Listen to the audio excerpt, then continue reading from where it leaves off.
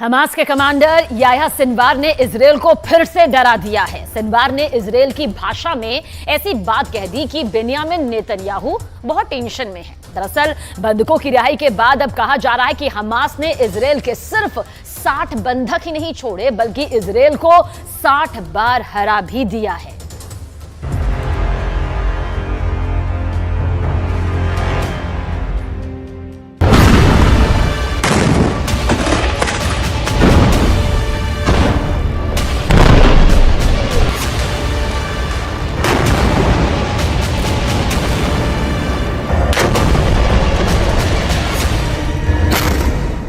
Cease fire टूट गया जब युद्ध विराम बढ़ाने पर हमास और इजरायल राजी हुए तो गाजा में तैनात इजरायली सेना के टैंक और तोपों ने बमबारी कर दी। शेख रदवान इलाके में धमाके हुए और दहशत फैल गई कि युद्ध फिर शुरू हो चुका है।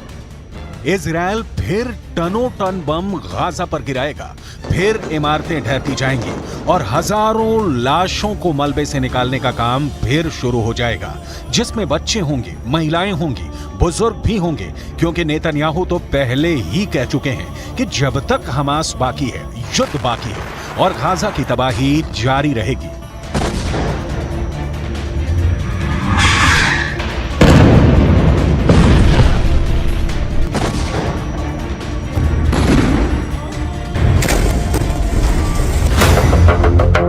यानी सीज फायर की उम्र ज्यादा नहीं है और अब शेख रदवान में हुए हमलों ने बता दिया कि सीज फायर टूट गया है।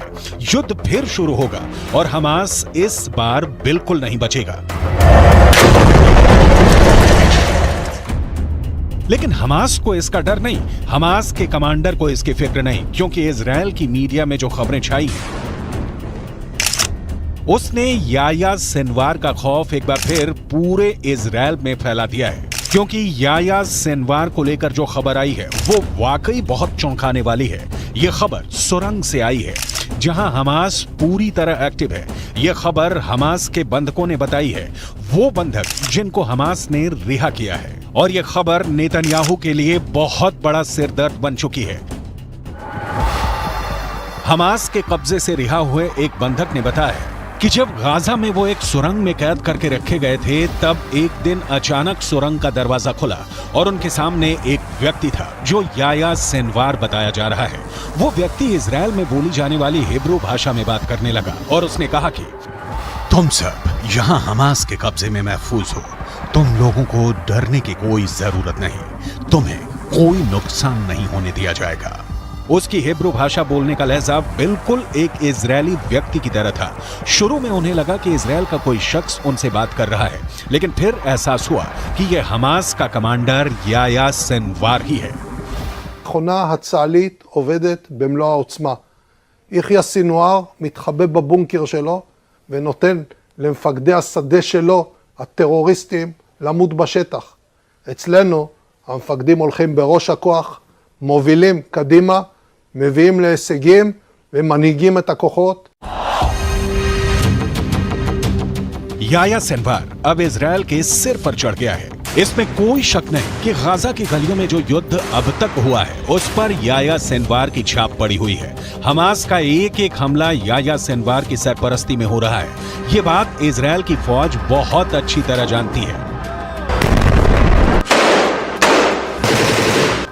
नेतन्याहू ने गाजा पहुंचकर पहले ही बता दिया है कि चाहे सीज फायर रहेगा या फिर नहीं, इसका हमास को खत्म करने के उनके एजेंडे पर कोई फर्क नहीं पड़ेगा। वो पहले ही बता चुके हैं कि इजरायल पर हमला करने वालों को वो चुन चुन कर मारेंगे, हमास को जड़ से खत्म कर देंगे। עם הלוחמים הגיבורים שלנו. אנחנו עושים כל מאמץ להחזיר את חטופינו ובסופו של דבר נחזיר את כולם. יש לנו 3 יעדים במלחמה הזאת. לחסל את החמאס, להחזיר את כל חטופינו ולהבטיח שעזה לא תחזור להיות קיום למדינת ישראל. ואני פה להגיד לחברים כאן, ללוחמים כאן, שאומרים לי את אותם הדברים, ואני חוזר ואומר את זה לכם אזרחי ישראל. אנחנו ממשיכים עד הסוף, עד הניצחון. שום דבר לא יעצור אותנו.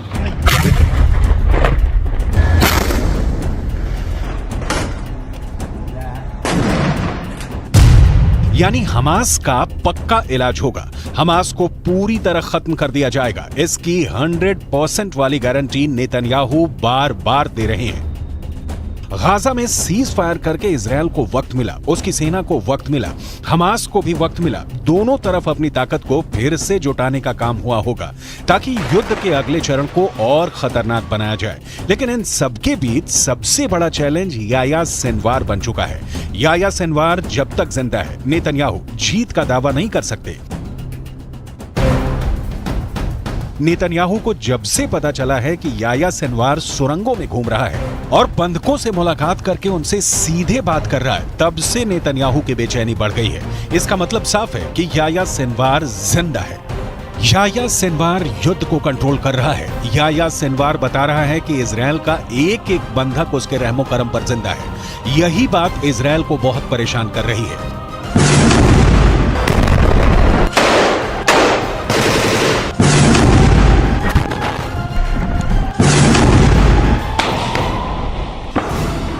याह्या सिनवार के ऑर्डर पर हमास कुछ भी कर गुजरने को तैयार है। सिनवार की बहुत ही खास स्ट्रेटजी है जिसके आगे अभी तक इजरायल नाकाम ही साबित हुआ है।